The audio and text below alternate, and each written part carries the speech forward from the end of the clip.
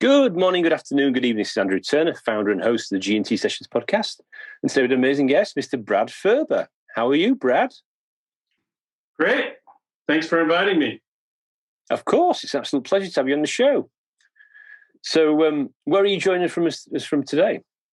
This is my home office in Basel, Switzerland on the Rhine River. Very nice. You see, as you can tell, what I've actually had to do, it's slightly darker where I am, apparently, because I've flown to Zermatt, just not too far away from you. Zermatt, I first skied Zermatt about 3 years ago, and it is, in my view, the best ski resort in the world. Just love it. It's fantastic. I made a good choice then. Yeah. So it really blew me away at just the quality of the infrastructure and the fact that it's also got the highest mountain lift in Europe, and so the quality of the snow, especially at the top, is just super good. And so good powder. You can ski over into Italy, get yourself a nice Italian meal for lunch, which is about half as expensive. And you got to make sure, though, if you go to the Italian side, that you get back up to the top of the mountain, because if you don't, the bus ride from the Italian village over to Zermatt, it's like 4 or 5 hours. Wow. So you don't want to miss the last ride. You might want to stay in Italy. It's quite nice there as well. Yeah. Well, let's. I don't know. Actually, one of my it's. I suppose you can go skiing even though you're socially distanced, but maybe not the après ski at the moment. Right now, no, the Swiss slopes are open. I think Zermatt's open, and I've been following a lot of the FIS, the Alpine ski racing. And last weekend it was in Switzerland. This weekend it's in Wengen, which is another cool place. So yeah, we can talk about Swiss skiing all day. That's one of the main reasons I always wanted to live in Switzerland. I moved here in December of 2017, so I've only been here just 3 years. Yeah, 3 years. Nice. Then it sounds like you've not got a Swiss accent, so you're obviously not from Switzerland originally. But we can come back. We can come back to that. Nicht so gut. Ich spreche ein bisschen Deutsch, aber not as well as I should. And that's one of the things I'm going to do this year. I'm going to get back into German lessons. Okay, fantastic. Yeah, no, so it's great to have you on the show. I suppose the question, is, what gets you up in the morning these days? Well, because I've been sheltering in place and working from home, usually it's my wife says, "Can you make the coffee?" And we have kind of a ritual where we get up and have our coffee and kind of catch up on stuff. We're American citizens, so a lot of times in the morning I want to catch up on what happened overnight on the East Coast.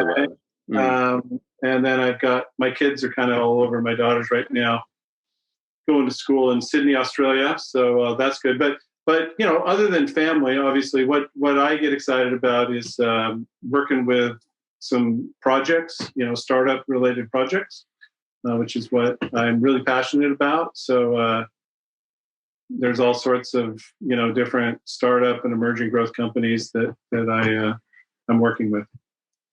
That's great. I mean, it's interesting. It's interesting you said about getting the coffee first thing in the morning. So there's actually a sleep coach that I was speaking to the other week, and they actually recommend. I don't know if you know this, but they recommended not to have a coffee unless it's an hour and a half after you've woken up. I saw that somewhere, and that's a hard habit for me to break. Yeah, I thought you might say that, because a lot of people use it as the kind of trigger, but they're saying basically it's too much for your body. So you've got to kind of wake up and you've got to have that, 20 to 30 minutes of direct sunlight and, all that kind of thing. But this is basically, and it also says don't have a coffee after 2:00 in the afternoon. Yeah, I try not to do that as well. But this obviously this is the G&T Sessions podcast, but it's not. Well, that's right. When you asked me initially, it's not the coffee podcast. Yeah, I was thinking, do I got to get a bottle of Hendrix or something, or something better? Well, if you did do that, you wouldn't be the first person to actually have a live, drinking gin and tonic, G&T live on the episode. Actually, we have a guest before who actually have drunk G&T during the actual episode and being proud about doing that. We've had guests that have actually explained the best way of actually making a G&T, which was one of our CEOs from Silicon Valley, actually. And also we've had people who recommended gin and tonics, and we've also had particular gins that they like, their favourite gins. And we've also had people who admitted that they're teetotal and they never drink gin. So we've had a real range of guests. So maybe we can come back to that a bit later. Well, as far as the G&T goes, I was my wife and I, Switzerland's not completely locked down, and I think it was the last night that you could go to dinner at a restaurant. And we went down to Lausanne to Chateau de Ouchet, which is a fantastic hotel right on the water there in Lausanne. But we had a G&T, and I think it was the best gin and tonic I've ever had. It came in a very large glass. So, like a big goblet. Yeah.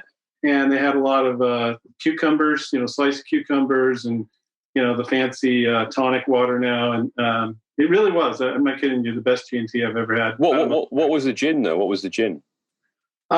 Whatever they recommended in the house gins. I think we upgraded to the one above Hendrick's, whatever that is. I don't remember exactly. But I should. I need to take you to some gin place when we can get together again, because there's one place in London in Great Portland Street. It's got over 200 gins in this. It's this bar that's been reconstructed from. It was originally created in Barcelona.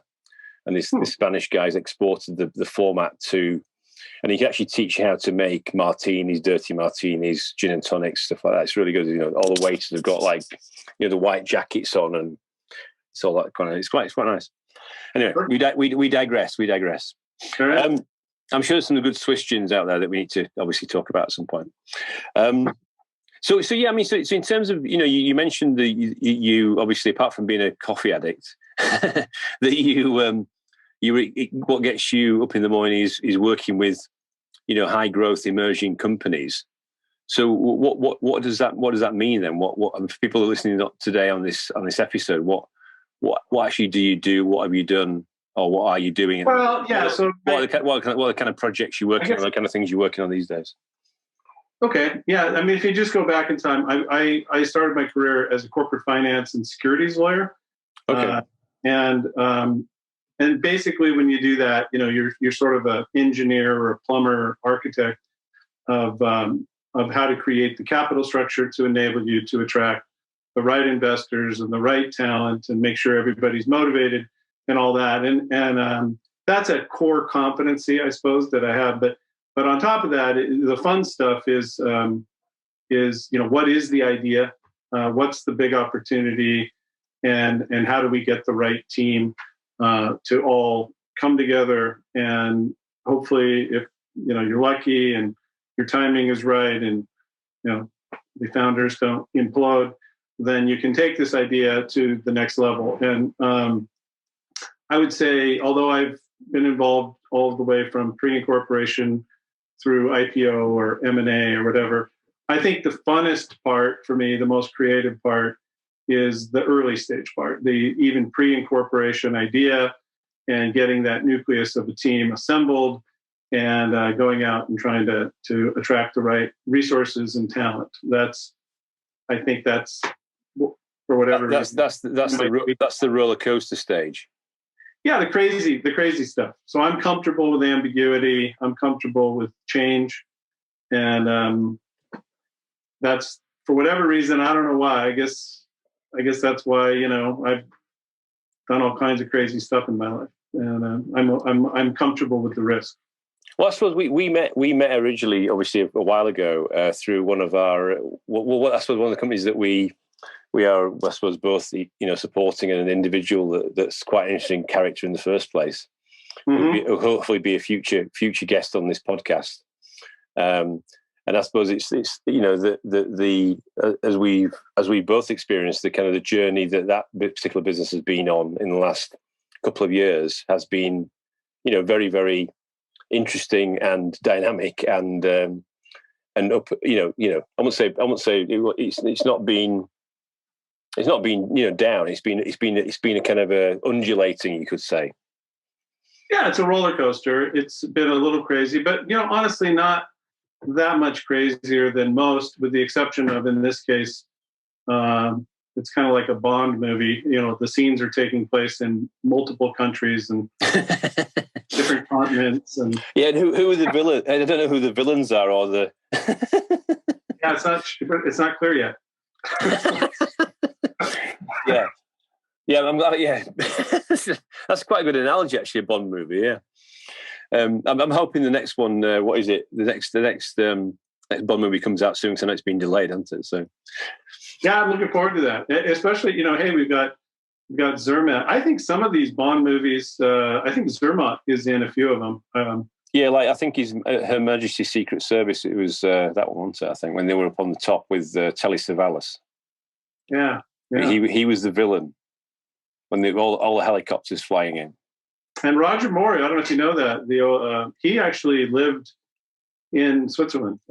He retired and ultimately died here. So he made it. So I guess he liked that whole Bond, racing down the mountain. Well, yeah, flying, and then jumping off the edge of the cliff, and then bringing up the Union Jack parachute. Right. Yeah. So you mentioned you're a lawyer, and obviously, I suppose you still are a lawyer. I think, is that right? You still practice. I'm a recovering lawyer, but I am still licensed. That's right. I am still licensed, and I still do some projects. I'm a partner in a corporate, sort of a finance, banking, corporate securities firm. Been working with them for the last couple of years. We have offices in Copenhagen and Frankfurt and here in Switzerland. Okay. It's a boutique firm. We get involved in sophisticated projects, and sometimes we're kind of the lawyer's lawyer. So big law firms like Clifford Chance or Allen and Overy sometimes hire the firm to do the work in some of the jurisdictions where they don't have offices, like the Nordics. And then when I joined, we started to take on more U.S.-based corporate securities type projects. So when you say you're a corporate securities lawyer, I mean, what does that actually mean in layman's terms? What does that mean you can do and you can't do? Well, so in the United States, when you think of law, it's divided into lots of different expertises. But the corporate and securities lawyers are the ones who essentially are the architect of the capital structure, and will frequently act as secretary at the board meetings. If there's a transaction, whether it's say a financing or an M&A transaction, the corporate securities lawyers will typically be the lead counsel negotiating it.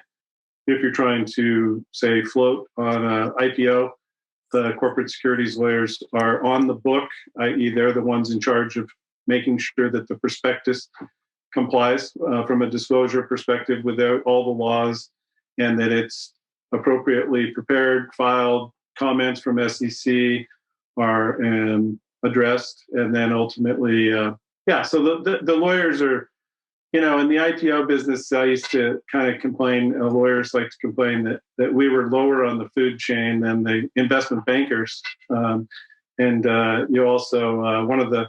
Surely not. I thought lawyers were always at the top. but happens, that's my view. Well, not if you look at who gets paid the most. The bankers, on a successful IPO, they get a percentage of the proceeds, so that can amount to some pretty big fees. But one of the big differences, obviously the investment bankers are in charge of marketing it, building the book and marketing it, and they got institutional sales and all kinds of stuff. The lawyers are more involved with just plumbing. But from a work perspective, if you're involved with these, a lot of times the drafting sessions, back in the old days, people used to actually come together and have the drafting sessions together. Yeah. It's easier to collaborate. And the bankers would go home around 10 p.m. and say, okay, we'll see you guys in the morning. Just take all those comments and just incorporate everything, right? And so we'll start tomorrow at 8 a.m. And you're, as the lawyer, especially if you're on the junior part, you're just like, yeah. We've got another all-nighter coming up. Another all-nighter. Yeah, it's a pretty brutal way to make a living, to be honest. It's a dog's life, but it's fun too. And I think that getting back to, what attracts me to corporate finance is, in order for a lot of entrepreneurs to get to take the big idea and make it a reality, they have to have capital. And so theoretically, in an efficient market, the best ideas are the ones who are most able to attract the capital. And it doesn't always happen that way, but that's the idea. So I'm a believer in capitalism. I'm also a believer in the regulation of capital markets, but I do like when Elon Musk is a good example, right? I mean, is Tesla really worth what it's currently worth? I don't know. I mean, the markets right now say it is, but clearly he has a big idea, a lot of big ideas. And people are, investing in him, aren't they? I mean, he's the front man. He's the visionary. Yeah. But it was kind of interesting, just about a couple of years ago when he was fined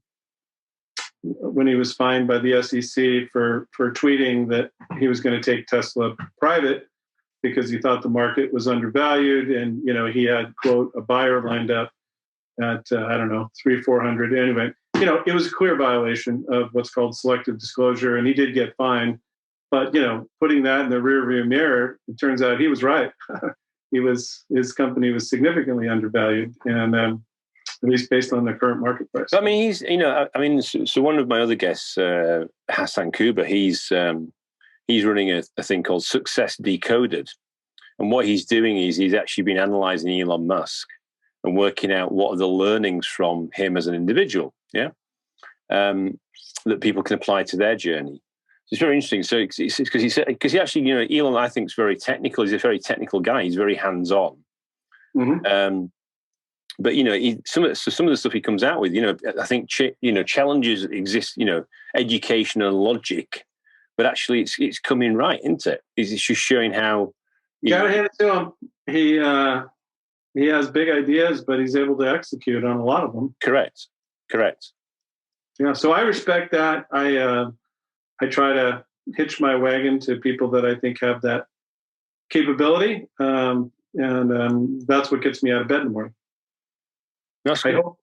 Yeah. And so, here in Switzerland, during the pandemic, it's a nice place to be hanging out. But obviously it's harder to network because everything's shut down. But I prior to that, when I got here, I was, trying my best to go to events that I thought were interesting, everything from the World Economic Forum, not hanging around with the presidents and the billionaires. Why not? Well, that one, I think it cost $75,000 and you got to go through a special admission, but I was able to get in through this. I got invited by, I think it was Princeton University or whatever. So you get the pass to go to all the, okay, at Davos, yeah. But what's going on there? Which the years I went, which was 2018, 2019. There's a lot of really interesting people and a lot of interesting events, definitely, that are happening outside of the main the core Davos. Yeah. And the whole blockchain thing was big when I first moved here, and still is. So I went to a bunch of, events down in Malta and London and all over the place. So I'm a big believer that blockchain is real. There was a lot of hype in 2018.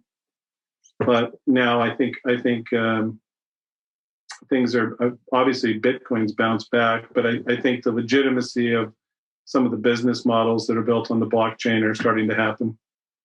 Well, especially what's been going on with some things, about this kind of the way that it's transparent, and it's auditable, and all those kind of things, the smart contracts. I mean, I think it's really, really valuable. It's really going to be transformational. I agree. So in terms of, you mentioned that you're a lawyer. Quick question about before that. So what made you why did you want to become a lawyer?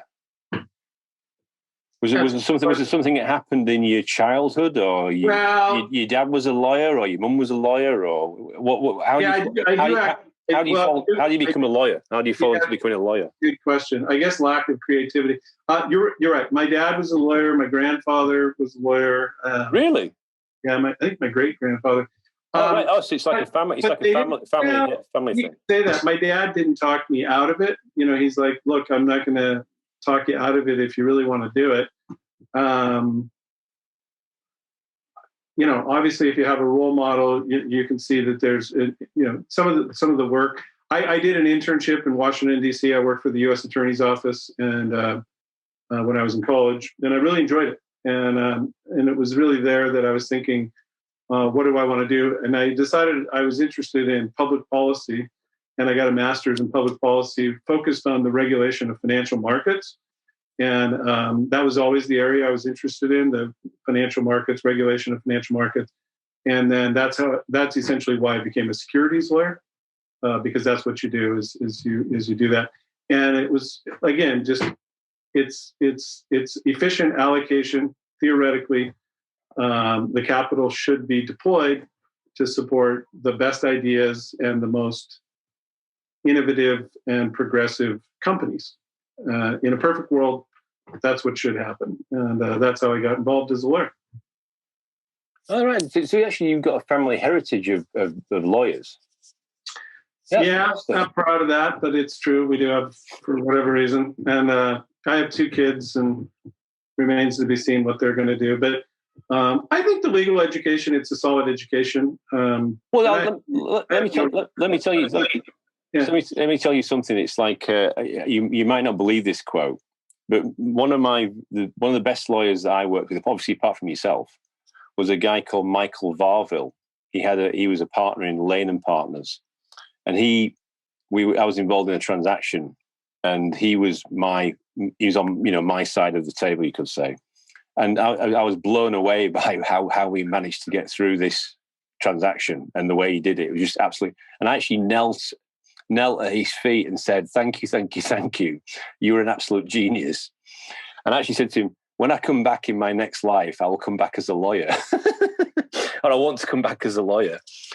Because it was an absolute masterstroke of how he pulled it off. And I was sat there just watching him work and watching him articulate what we wanted to do. And I'll never forget that. Unbelievable. Yeah, I think that the legal profession it's still a noble profession, and the nice thing about it is there's a lot of other really smart people on both sides of the transaction, and you can make a living doing it. It can get a little boring, and for me, that's part of the reason why, after I'd been practicing about 15 years, I decided. I resigned my partnership at a big law firm. Okay. My parents... they weren't impressed with that, I presume. Well, they were surprised, right? Because it was the traditional path would have just keep doing that, as an equity partner, a big law firm, and it was all good. But what I have always been interested in is what would it be like to not just be the guy who's hired to negotiate and document the deal, but what about actually taking an idea and trying to build it? And so in that case, I had just a little startup client that had hired me originally to sell him to the company that owned MySpace. Oh, wow. That's historic. Yeah. Oh, it's quite a story, I'll tell you.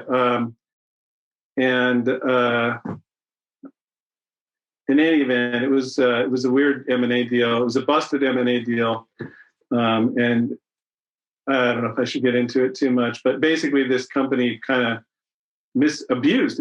Actually, in the only time in my life where somebody went into a M&A transaction in bad faith, used the due diligence process to steal all the IP, and and then all of a sudden they decided not to proceed with the deal and launched a competing product. It was downloadable software. literally with this almost the exact same ads, all the way down to the testimonials. So it's like the Silicon Valley series, isn't it? Yeah, it was horrible. So in any event, we sued. I mean, I convinced the client that that's just shocking. You can't let them stand. And so we ended up getting a pretty big settlement, cash. And so I was a bit of a hero. And then, but really along the way, the guy who was the founder, he was an ex-Microsoft kernel guy, and he was really good at, really good technical guy. Yeah, technical, and also pretty good at the direct-to-consumer side. But he didn't really have a vision. And so I was like, look, if you want to take your company, I mean, look at that company. Jesus, their whole business model is to steal other people's business models, which essentially is what MySpace was. And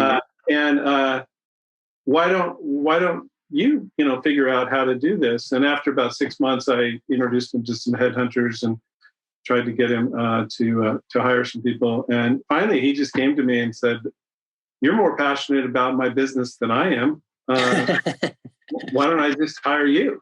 And I was at the time the head of the Seattle office, and I remember going to the big partners meeting, and basically the guys from the East Coast were like, "Well, we need to work harder. We need to up our rates." Basically those are the two levers: work harder and increase your rates. And I remember flying home from Florida thinking, is that all we got in the toolkit? It's basically, it's like a services company. It's like drive utilization of hours and drive the blended rate up. Yeah, and that's all fine, but I was like, that's not very creative. I mean, surely there's especially because at the time, I had kids. I like to play sports, and I wanted to coach basketball. And my wife's like, "You're not working harder. You got to figure out how to work less." And I also, wanted to be able to coach. And so in any event, I took the leap, and I joined this company. We had about 4 or 5 employees. So you became the CEO of a tech company then, basically. Yeah, I mean, initially I was hired as quote president, but the founder of it didn't show up very often. But yeah, ultimately I became the full CEO, and we innovated. We invested a lot in all kinds of stuff. We had an app that we applied for patent protection on that was a lot like what Reddit became. Oh yeah, ours was called WikiTalk. It was actually Google kind of copied some of it after we. Anyway, there was a bunch of companies in that space, dig.com, and they were kind of the darling and part of our, so we tried to innovate with some Web 2.0 apps. We continued to innovate in the sort of the downloadable software space. That's where we were making money. We were bootstrapped. We were making money, sometimes quite a bit. So we would plow the profits into innovation. And I guess my service background was, some of the products that people were buying from us, we were selling them, downloadable software. They would call and say, "Hey, it didn't fix my computer." And then I was listening to customer service calls, you should. And I was like, do they even know what our product does? I mean, it's like, and so that's when remote access computer started to become available. So it was in about 2007. And so that's when the light bulb went off. And I was like, what we should do is we should provide a service where it's, instead of like self-diagnosing, go into the pharmacy and say, "Hey, give me X." What if we connected to the computer remotely, diagnose what their problem is, and then we decide what it is they need? Go figure. That's like going to the doctor and saying, "Hey," it's like taking over their computer, basically. Yeah, and so we did that. We launched it. It was called Blue Phone Tech Support, and that ultimately is what led to the acquisition of the company by another company called Support.com. And so we had a very large installed base of consumer software customers, and then we were trying to cross-sell this other thing. And in their case, they were coming out of it more as the enterprise support, and they wanted to get into the consumer side. And so It was a classic thing.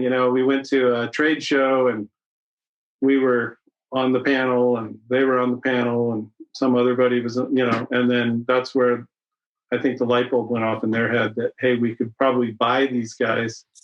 And that's what happened.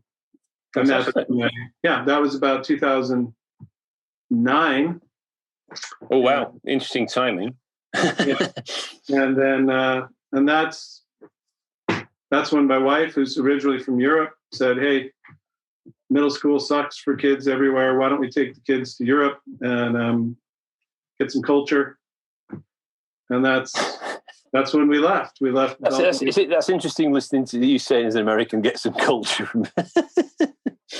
Yeah, there's a TV show, or no, it's a movie. I think it's Barcelona or something. It's pretty funny. And we always chuckled because it was a couple of American guys who go to Barcelona and one of the beautiful Spanish women who starts dating one of them says she would never allow her kids to grow up and be burger eating Americans. And so, my wife used to kid me about that. And so we did. So we moved from Seattle to Copenhagen, Denmark. Okay. 2010. And we still have, strong connections. We never sold our house in Bellevue, but basically we've been living overseas ever since. We've been living in Nordics, Australia, Switzerland. I mean, I was just going to say, what was the biggest thing you learned out of being? Because you obviously went from one side of the table to the other side of the table. By being operational and being the CEO of a tech company in the US. Mm-hmm. It must have been a great experience. What was the biggest thing you learned from that? Well, I learned that it's easier in some respects to manage engineers than lawyers. That's a good line. It's true. It was a lot easier. Well, the engineers are more compliant. They don't answer back. Actually, they are. Yeah. Well, what did I learn? I mean, I guess you learn. It's always about the customer, and if it drove us batty that our number one best-selling product was not what we thought was our best or most innovative product. Right. Customers liked it. They loved it. And I was like, okay, well, I guess they like our soap. For whatever reason, we got the Dove bar and they just keep buying it. And we, kept trying to present new or more innovative products, but the products were... You're presenting hand wash and then they said, we like the soap. Yeah. I mean, it was a little bit annoying because we were like, we got to keep innovating with stuff, and we did within the core product. But at the end of the day, I guess you learn. What else do you learn? That sometimes it's just a question of timing. So when we were trying to innovate with this product that ultimately became known as WikiTalk. We were ahead of the game, but we kept just trying to build a better mousetrap. And then out of nowhere came Dig, and Dig, raised a ton of money. The CEO was on the cover of Time magazine or something. He was going to be the next Mark Zuckerberg, and before Mark Zuckerberg. And all of a sudden, our product was a bit of a Me Too, and right. We just we should have gone out a year earlier. Right. But who knows? What else do you learn? I think it's really important that you have an alignment within the company on the core values and the culture, and make sure that everybody really is in alignment. One of my challenges was that I wasn't the founder. I was brought in as the hired gun, and so I thought I did a good job of trying to create a culture and core values, but it doesn't work if somebody comes in and kind of just it's like a bear in the bull in the china shop. You gotta be smart about how you do it and subtle. That are inconsistent with the core values, because people are like, well, what is this? Is there two sets of rules here? And that's, so I think doing the hard work up front to make sure everybody's in alignment on the mission, the vision, the core values, that's really important. Well, I mean, that's what they say. I mean, it's vision, mission, purpose, people, strategy. And I suppose, as a CEO, and then I suppose the other three, one of the good ones I got the other day was one of my ex-GE colleagues, GE alumni, said that the CEO's job is about capital allocation. It's about execution, and it's also about talent development, people, which I thought was a really eloquent way of actually explaining what the CEO's, top three things they should be working on, which I thought was really, good way to do it. The best CEOs are always strategic, and they're allocating the financial and human resources towards the biggest opportunities. And that's hard sometimes. I think I've seen, my wife, I'm fortunate. I married well. My wife has had a good career in the pharmaceutical and biotech industry and medical device. And, be careful what I say, but, medical device, it's very different than pharmaceutical. And sometimes in these medical device companies, which are more engineering centric, the idea is to how to make the horse and buggy go faster. And I'm like, well, is this a BlackBerry strategy, or what is this? Because in the pharmaceutical industry, or in a lot of the big tech industries, it's, you don't know who's going to disrupt you, and so you got to, the idea of innovation, which has always been something I've been passionate about. There's three kinds essentially. There's incremental, there's disruptive, and there's transformational. And I guess, where am I going with this? I think sometimes there are some pretty big companies that are engineering, centric companies that are kind of stuck in incremental innovation and they're not doing it. They're not doing it at scale exponentially, and they're not putting the things in place to make it happen. Yeah. Interesting. Yeah. So I suppose the $64 million question would be, would you do it again? Would I do what again? I see. That was an open question. No. Would you become the CEO of a tech company again if you had the right opportunity? Yeah, I enjoyed it. I thought it was fun. Absolutely. I have no regrets. Doing it. It is fun, especially in our case. We had a business that generated profits, which gave us the ability to pay well. We offered very good, generous benefits. So we were trying to pull people away at that time from Microsoft. Microsoft had a very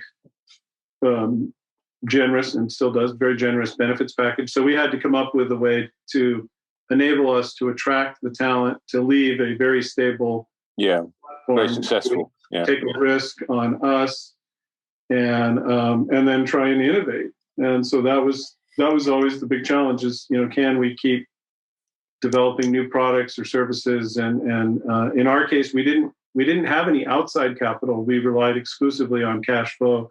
And fortunately, not every month, but pretty much every month we were profitable. And so that allowed us to kind of control our own destiny. The flip side to that, I think, was we didn't, and this ultimately led to some issues between me and the founder.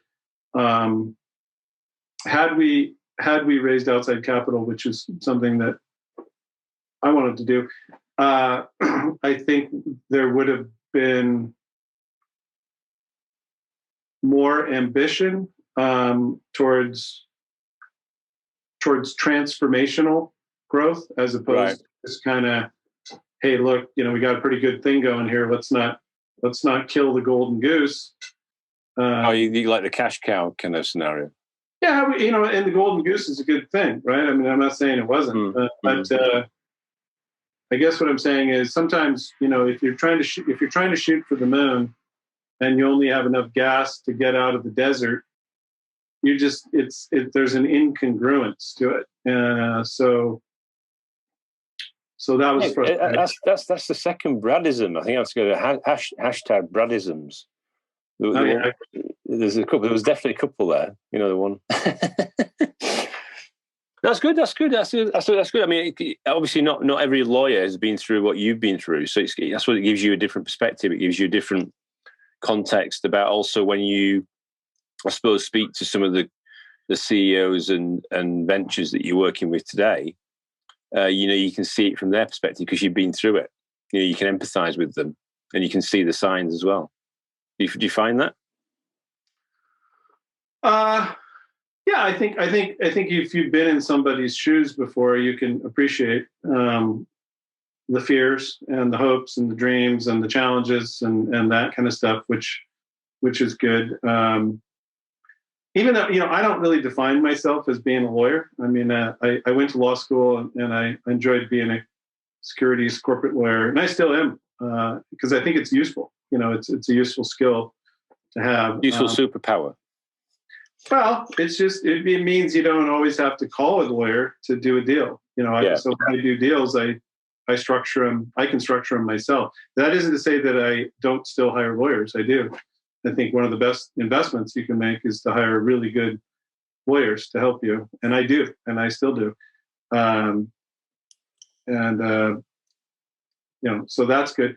I think the other thing, as long as we're just talking about it, is one of the cool jobs that I had overseas was I got hired by a university to design and fit out and launch an innovation center at the University of New South Wales down in Sydney, Australia.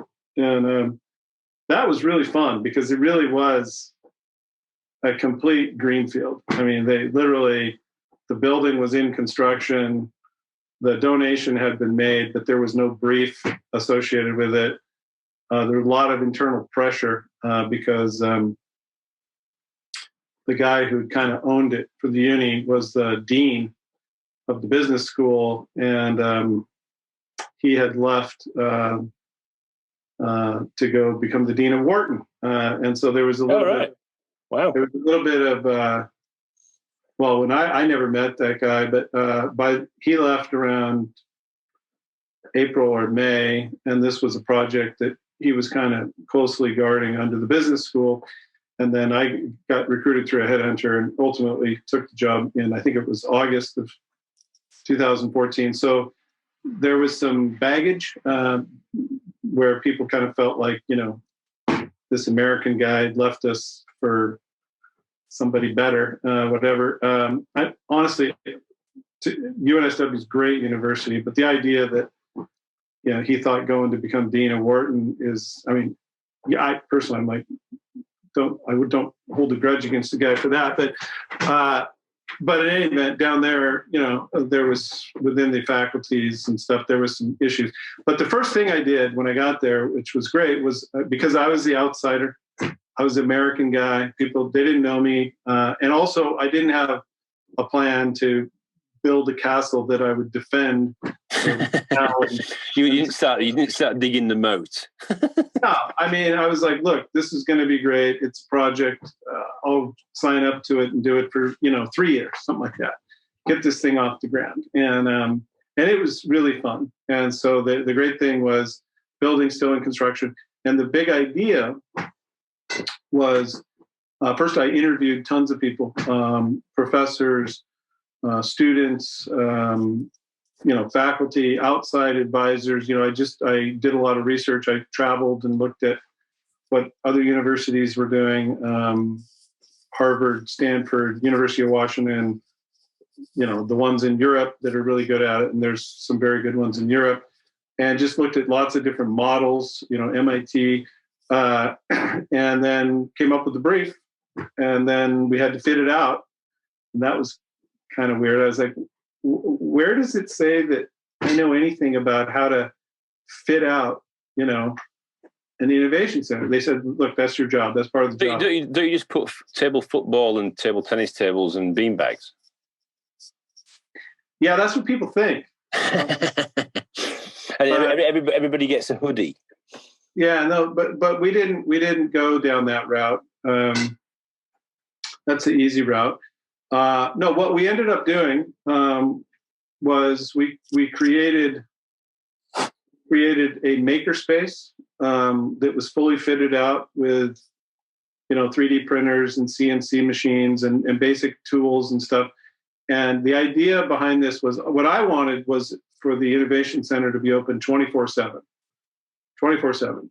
This is the crazy place. So when you think about university, is this like the phrase "no sleep till the IPO"? I don't know. I was like, look, this is where the crazies are going to show up in the middle of the night. They got this idea. They can't sleep. They're going to show up and they're going to start creating something. Turns out not everyone at the uni thought that was a good idea, but I did get everyone to agree, at least initially, that we would be open. I think initially I said 7 to 11, and then ultimately it was more like 8 to 10. So we were open, long hours. That's a long, yeah. So the Innovation Center, and actually this is a book that kind of tells the story. It's called An Emergent Force.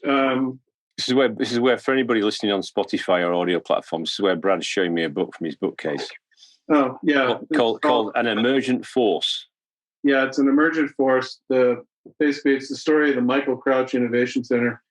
And so just getting back to, what is innovation? The other thing about innovation is it's a word that everyone thinks that that's what they do. So you go to the engineering people and they say, well, engineers, we innovate. You go to the science faculty and they think of, really hard scientific problems. The business. Oh, I see. Yeah. So they all feel like they own it. And then they go, well, how can you have a separate innovation center? So that was the key, was the design principles were very simple. And I got the university to agree to it at the very top level, from the vice chancellor on down, which was everyone is welcome.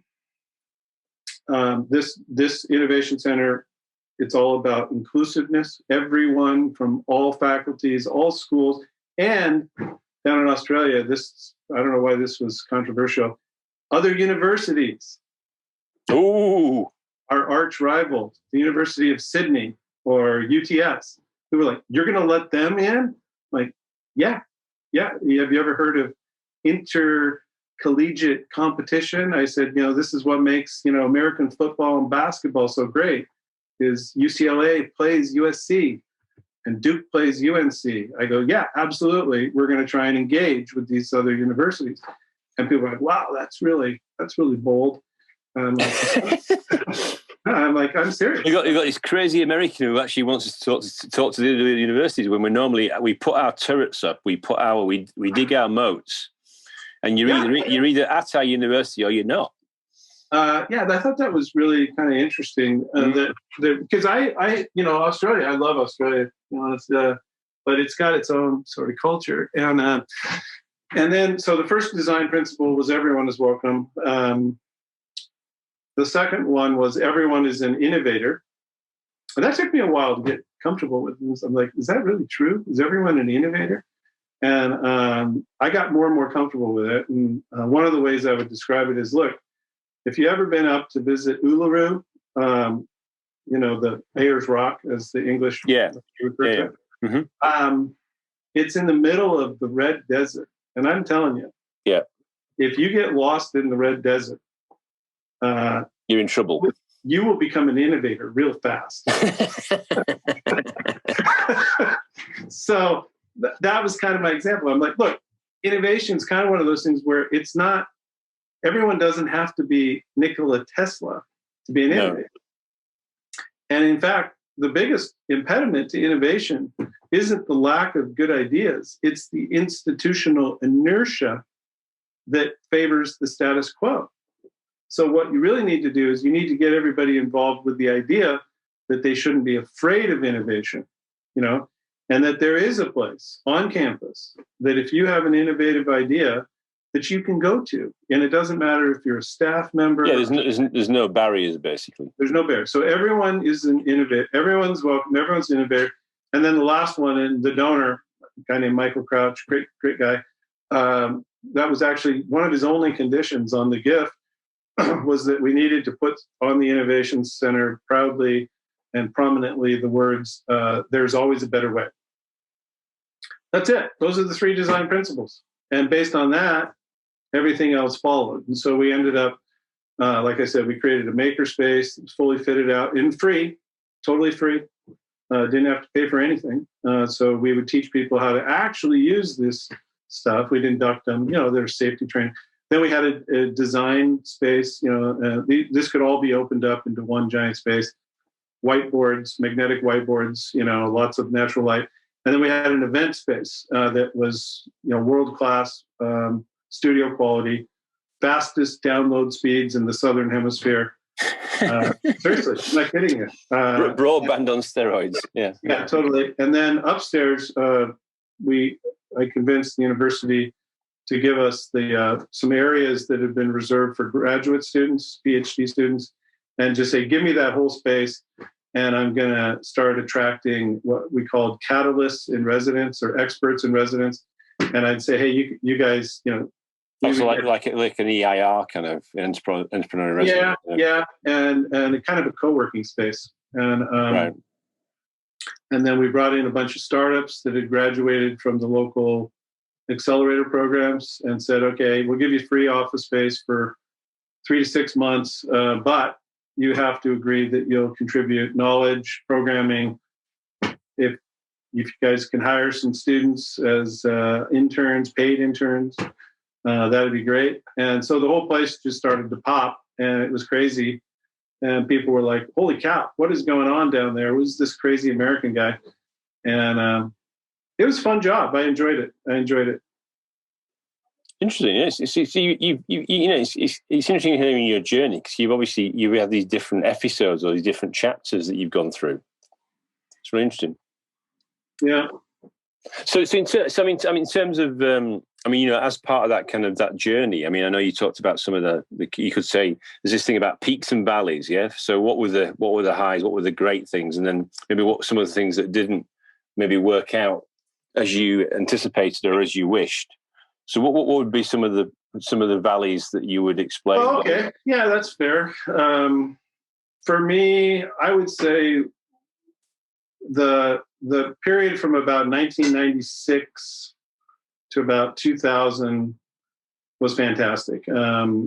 Being in Seattle at that time as a corporate securities lawyer, I'd left a big firm, started a little law firm that catered to startups. It's called Van Valkenburg Furber Law Group. We worked with lots of startups from P Corporation through Series A, B, C. We did some IPOs, M&A, tons of deal flow. And there was a lot of crazy stuff. That's when Amazon got launched and a lot of other, great companies. And we were right in the thick of it. Yeah, Salesforce started in 1999 as well, wasn't it? Yeah. So, but up in Seattle, we had quite a bit going on in the .com. I think my dad at one point said he quit calling me Brad and just called me .com. Hey, how's So that was like the .com boom. Yeah. Total .com, rode that .com boom. And you asked about my dad earlier. He's like, "What are you going to do when the party's over?" I'm like, "I don't know, because it's not over. And it was crazy. It was so much fun, and I had good partners, and we had great clients, and that was definitely one of the highs. Plus, I just gotten married, a couple of kids. It was just, life was really good. So that was a peak. What are some of the valleys?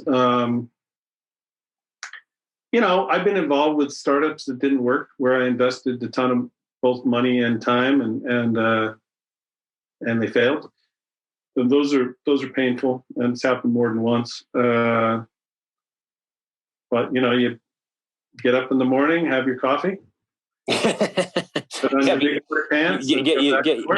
your injection of caffeine, and everything's good. Yeah. So, I could get into why they didn't work, but that's happened a couple, 3 times. Has that made you more cautious or approach things differently? What have you learned about that? Because obviously the whole thing about failure or maybe things that didn't work out as you planned is that, how did you learn from it? I like to say, hopefully I don't make the same mistake twice. So I think, obviously you get a little bit smarter, and I'm not getting any younger, right? And so now I've shifted to being less of a guy in the saddle and more of a coach or a mentor or investor, advisor kind of thing. Not to say I wouldn't do it again. I might have 1 or 2 more rodeos left, but I think you do, Brad. So don't hold back. Don't hold back.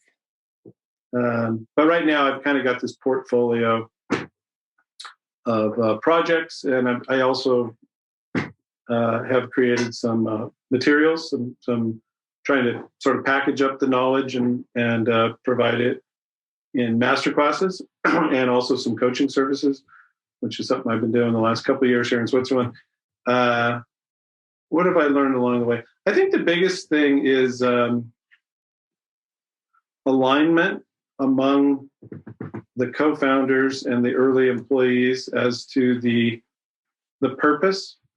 purpose-driven organizations. It's really important because when the going gets tough, that's when, if everyone is in alignment on the core values and the purpose, then you don't, hopefully you're not surprised or disappointed when somebody does something that's off-piste or seen as off-piste. Yeah. To go back to our skiing analogy. Yeah. That's right. And sometimes people, they just go crazy. They can't, the stress or the uncertainty. It's that thing about how people on that continuum, white to black and gray in the middle or whatever, how do you deal with it?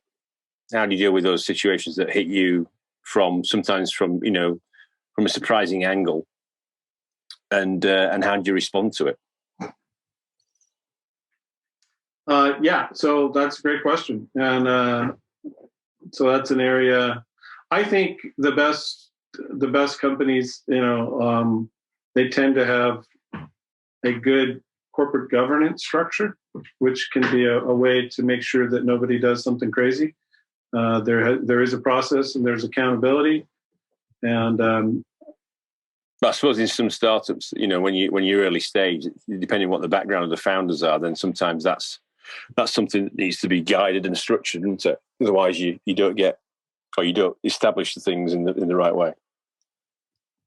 Yeah. I think sometimes what can happen is you get somebody who's super successful, and they start to believe their own press releases. And then maybe when there's a hiccup, if there isn't true transparency and corporate governance, they don't tell anyone. Maybe they don't even tell themselves until all of a sudden the problem becomes bigger and now it's hard to fix. I've seen that. I think that happens with some companies. Yeah. So I mean, in your world today, I mean, what are you most excited about? Apart from obviously the lovely snow that's outside your window and the opportunity of having ski resorts that you can use on a daily basis. Well, I mean, the basic stuff for me is, when will I be able to travel again? When will I be able to reunite with my family, including my parents, in a way that it's kind of like the good old days. So that's what I'm most excited about, is just a return to normalcy. And I think 2021, by the end of 2021, hopefully this pandemic will be under control, and there is that. But in terms of, just being excited, my wife and I, we like living in Switzerland. And so I think for us, we're kind of at a point where, do we go home or do we stay? And there's good arguments to be made either way. But 2021 should be an important year for us to make some of those decisions. Right. Like a defining year. Yeah. Interesting. And what are you most grateful for then, would you say? Well, what am I most grateful for? I think I'm fortunate that I have a good wife, to be honest. I think she's great. And, like everyone, we have some of our, differences of opinion about things, but that means, we as a family, we've moved around the world, and we've done some things that maybe a lot of families wouldn't do. And, uprooting yourself and moving isn't easy.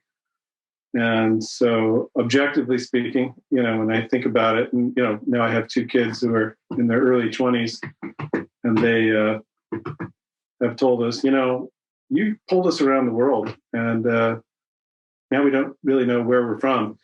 And they feel like nomads. Yeah, the third culture kid thing it's a real phenomenon. I feel rooted. I do. I still feel like I'm a Washington State boy. But I guess the thing if you want to know the thing I most feel fortunate about is, we've had a good life, an interesting life, and we have, a strong nuclear family and a good group of friends. That's what I feel strongest about. And you've got a lot ahead of you, you see. Who knows what could happen in the next decade? We're just at the beginning of a brand new decade. I think you're right. I think the next 10 years are going to be really interesting. A lot of the ideas, like blockchain is a good example.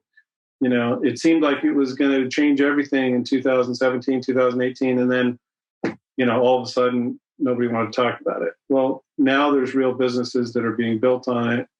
Now that the crypto market is... I want to say you got Crypto Valley, in not far away from where you are.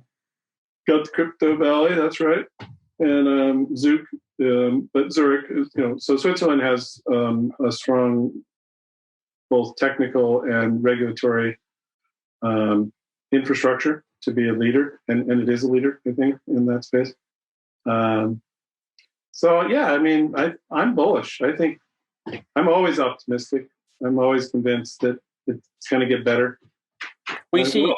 You couldn't have a better. You couldn't have a better book, I suppose, if you're bullish and you're working in the kind of early stage and vet startups. When you've got Guy Kawasaki's book to your left on the book. Oh yeah. The Art of the Start, or a classic novel. Yeah, or classic book. Yeah, he's good. We invited him when we opened the Innovation Center. We invited him to be one of our first speakers, actually, and he came down and then we actually gave his son a job. He came and was an intern for us. So yeah, I like his message. He really simplifies things, and he's got a positive attitude. So yeah, I think he's 65 now, though. Something like that. Is he 65? I think he's all right. Yeah. But he's young at heart. He's good. He's got his surfboard. I know I've seen some of the Facebook Live sessions where he's got his surfboard behind him. Because obviously he's still on the West Coast, isn't he? So lucky man. Oh yeah. So some of the guys who I hired at the Innovation Center were big surfers, both at Manly and at Bondi Beach. Mm. So when he was our speaker, I'm not sure if they took him. I think they took him to Bondi and taught him how to surf in the lake. And where is this? So here's my. We've got an interactive session. This is where Brad is now showing through the video recording what is it? A triangle. Well, yeah. When you're down it's gone surfing, basically. When you live in Australia, surfing's a big deal, and I can't say that I ever mastered it. It's harder than it looks, but it's fun. That's good. Yeah, so a couple of things before we finish was about. First thing I suppose was about, as I would call it. We've had some really, really great guests on this show, and one of the things I ask, at the end is about kind of what we call their pearls of wisdom. We know what their advice and guidance would be to anybody that's listening to this episode, whether they're starting off, it's the Guy Kawasaki, the Art of the Start. What would be your kind of thoughts around that? Well, trying to think of things that I can say that are original to me. I guess without going there, one of my sort of heroes is a guy named John Wooden. He was the famous basketball coach for UCLA, and he had something that he called the pyramid of success, which I made both my kids post in their room, like a little poster, the John Wooden pyramid of success. But he has a lot of really simple sort of principles upon which you can live your life. But one that I like a lot is character reputation is what other people say you are, and character is who you really are. And I think one of the things that you see in the startup world is sometimes people's reputation can go up or down, but character should always be constant. And so accordingly, when you find yourself in a situation, whether it's a startup or some other situation, you can judge yourself based on that, not by saying, oh, well, what are people going to say about me? What's the press release going to be? It's more, what is the right thing to do, and not get too balled up into that whole, reputation thing. Not that reputation doesn't matter. I'm not saying that. It's just so. What else? Another thing that I think sometimes people do is they get too focused in activities and maybe not as focused on results. And so sometimes you can spend a long time spinning your wheels, but if at the end of the day you haven't made any progress, that's a problem. And so sometimes people do sort of substitute this idea, oh, I'm super busy. How are you doing? Oh, great, we're busy. Okay, you're busy, but are you making progress? And that's important too, is to have a way to know if you're making progress. And what else? I guess the last thing would be, if you're serious about innovation, then make sure that you've assembled a team that has true diversity of perspectives, diversity of experience, and that you trust that the group ultimately probably is going to be able to make better decisions than just any one individual. Those are great. Those are great pearls of wisdom. Thank you. All right. Well, that was. I think the what you're articulating is definitely something spot on. I think it's especially all three of them I think are very good. I think it's because I think people on the character versus reputation thing, people get into that mindset of they get worried about what people think of them, and what you're saying is be consistent, do the right thing, make the right choices. It's hard to do sometimes, but yeah, that's right. Yeah, sometimes it's a dilemma, but yeah. Yeah, and then beyond that, it's been great to get to know you, Andrew, because I know you've been all over the world, and you like to take risks and not afraid to jump into the fray and take ideas and make things happen. So that's what it takes, I think, for the world to become a better place. I appreciate that feedback. Yeah, it's like being on a surfboard. Yes, absolutely. Just make sure you don't wipe out. But maybe about a few wipeouts are actually quite good for you. Right. Also, just make sure you go to the right place. Yeah, exactly. Yeah, exactly. No, I agree. Surf in the right direction. So in terms of, so some of the stuff you're working on, I know you're working on some really interesting stuff, and I know that people would benefit from that. So in terms of getting hold of you, how people can find you on that thing called the internet, could you share, some kind of how people would do that? Well, right now, the thing that I've built and that I'm recruiting for is something called the Venture Finance Academy. So I've created some masterclasses, which you can get through my website. It's called AERY, AERY Advisors, ADVISORS, AERYadvisors.com. And so I've tried to package up some of the learnings into masterclasses. But on top of that, sometimes, people think, okay, I need a little bit of coaching and hand-holding. So we've built this, Venture Finance Academy. Andrew, you're a member. And what we're trying to do is to get more people into the group who can apply the methodologies to accelerate the venture finance journey, and also to share that, so to create a bit of a peer group, so that within that network, people can help each other. And it's global. So one of the things that I've learned living overseas is the challenges of a startup founder in Europe are very different in some respects than the challenges of somebody in, say, the United States. And so the Venture Finance Academy is structured, I think, to help people, particularly who may be in one jurisdiction but would need access to talent or capital in other jurisdictions. How do you do it? It turns out it's kind of complicated. So that's it. And if people are interested in that, we have a blog trying to, push out relevant information. And then, of course, there's LinkedIn. Yeah, no, it's great. I mean, I've been on a number of sessions with you, Brad, and with the community, and I think the great thing about you, the stuff you've done, is you've done those different roles through your journey so far.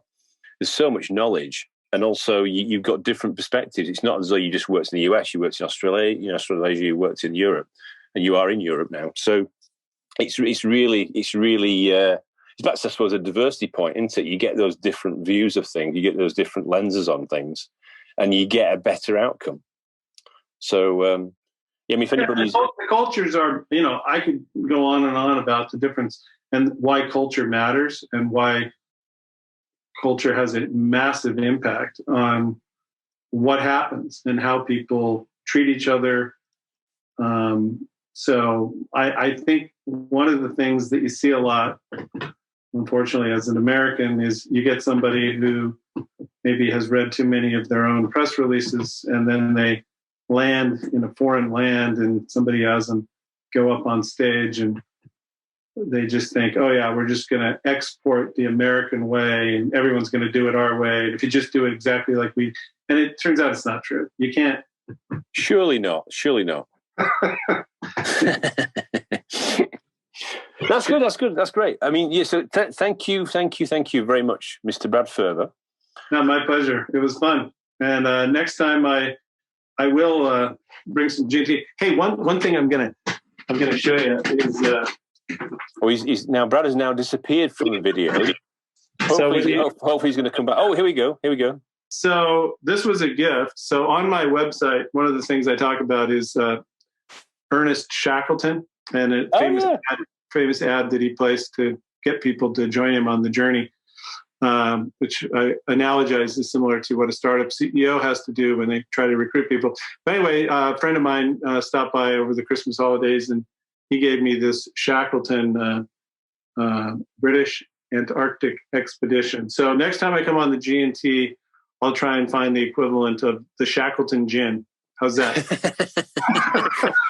So basically, what you're saying is that was it the North Pole or South Pole Shackleton went? I think was it both poles? I don't know. He went to the South Pole, yeah. But so I like your analogy there of starting a startup is like going to the South Pole. But make sure you got some Shackleton whiskey. Is it whiskey you got with you? Yeah, I haven't opened it yet. I just got it, but I thought it was kind of cool. So you have to call it the W&T session. So maybe, I suppose you wouldn't drink whiskey with tonic, would you? So you'd have to drink whiskey with something else. Whiskey with ginger or whiskey on the rocks. Yeah, exactly. So, but hey, no, I really enjoyed it, and I look forward to keeping working with you, Andrew. You do great work. I appreciate the opportunity, and let's catch up soon. Yeah. Cheers. Take care. Have a good whiskey on the rocks this afternoon. Okay, Cheers. Andrew. Thanks, Brad. Bye now.